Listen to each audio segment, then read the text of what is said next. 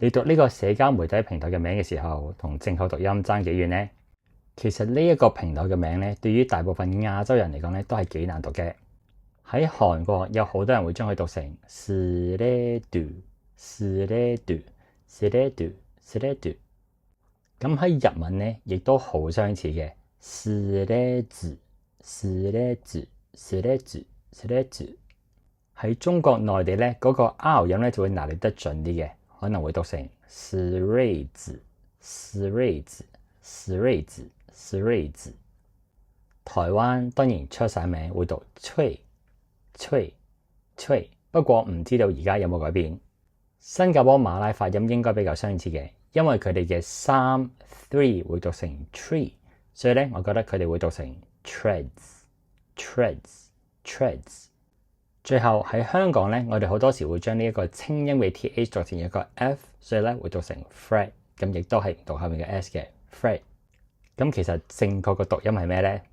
首先練習清音 th 咧，我哋可以嘗試模仿下黐脷根讀一啲 s 音嘅字，譬如話想、小、心。不過我哋讀完呢一個噴氣聲之後咧，條脷要即刻收翻入去嘅。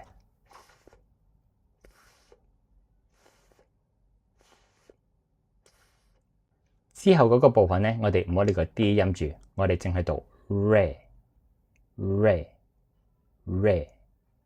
最後 ds 呢一個音咧，我哋可以想象下喺木台上面，我哋嘅手機喺度震動，咁呢三組加埋咧，就會變成 threads。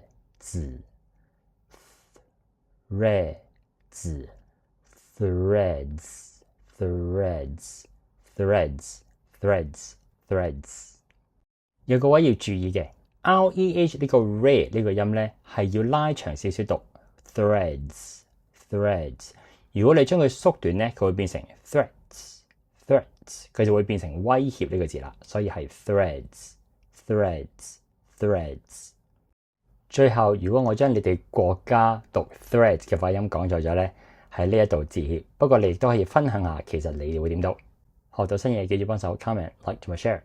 想揾私人英文補習呢啲咧，就歡迎私信我。